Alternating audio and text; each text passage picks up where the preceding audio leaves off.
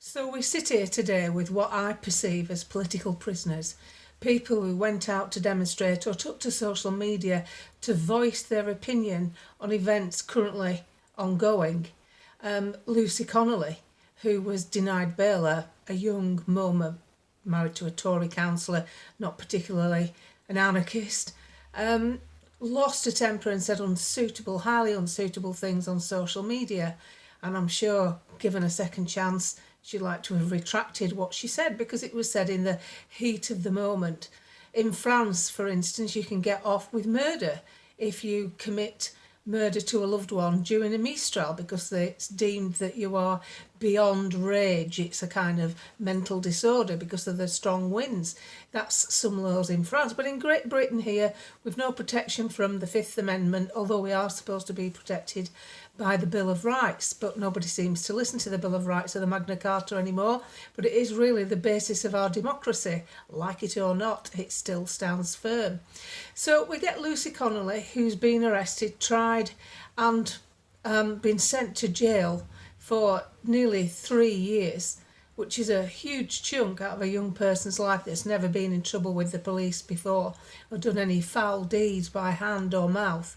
It makes you wonder what sort of society we're in. We've got Peter Lynch, who unfortunately, in what I would call town crier style, has been to several demonstrations where he says his piece with his homemade placard, and in previous demonstrations under a Labour government, it's hardcore, but under the Tory government, when he was demonstrating against Brexit, he was allowed to say his piece and he wasn't arrested. Bearing in mind, he didn't actually take part in any violent offences, and even his own judge said that. So that's just to recap. So on top of that, we've got a journalist, Isabel Oakeshott, who writes for The Telegraph, who openly came out and made a video that's had 2 million views on Twitter, saying that she perceives that Peter Lynch was a political prisoner. He's guilty of bad judgment. He's guilty of taking part and getting involved in something he'd no control over after he got swept along in the affray whilst not committing any direct physical harm. She sees him as a political prisoner, and she's prepared to have come out and said that on her Twitter account that's had 2 million views, and no doubt she'll put something in the Telegraph. To add to that, this is some news today. Essex Live, which is a publication that I follow online, a businessman, that's how he's described, he's obviously a Muslim, has avoided jail after he sent $350, £270, to his nephew, who was shot whilst the nephew was fighting in Syria for Al-Qaeda. Mohammed, 46, from Colchester in Essex, was found guilty of 2 charges of funding terrorism by making money transfer to Idris Usman in Syria. On Wednesday, Judge Angela Rafty QC handed him a 3-year community order at the Old Bailey. She also ordered him to complete 250 hours unpaid community service, subject to an electronic monitoring curfew and complete a 30-day rehabilitation activity requirement. Previously, the court had heard that at the time of the offences, Usman was an Islamist fighter, most likely for Haytar Tahrir or Hal Shami. There's so many sodding names, aren't they? Let's just call them bad buggers, eh? As prescribed terrorist organisations linked to Al-Qaeda. Mohammed made 2 payments to his nephew between November 2017 and 18, despite knowing he was fighting for an Islamist terror group in Syria at the time. Now, whoa, he's avoided any jail time at all, funding terrorism. Can you imagine the public reaction if someone like Tommy Robinson had done that? Can you imagine the actual outcry? Oh no, but this fella avoids any jail time. Bit of community service, a bit of sucking up for 30 days, pretending to rehabilitate. Is this a 2-tier system or what? I'm beginning to think that Isabel Oakeshott's correct. I think Peter Lynch is a political prisoner.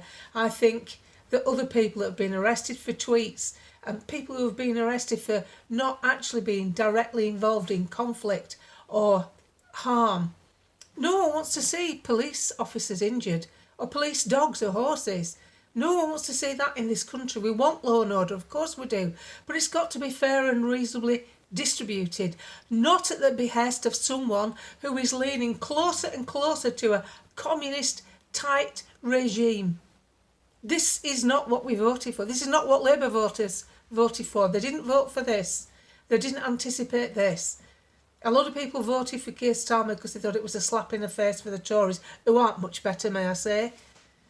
So what we have to do now, we have to keep the pressure on by talking about all this. We have to keep the pressure on by making it a topic. By Peter Lynch not dying in vain.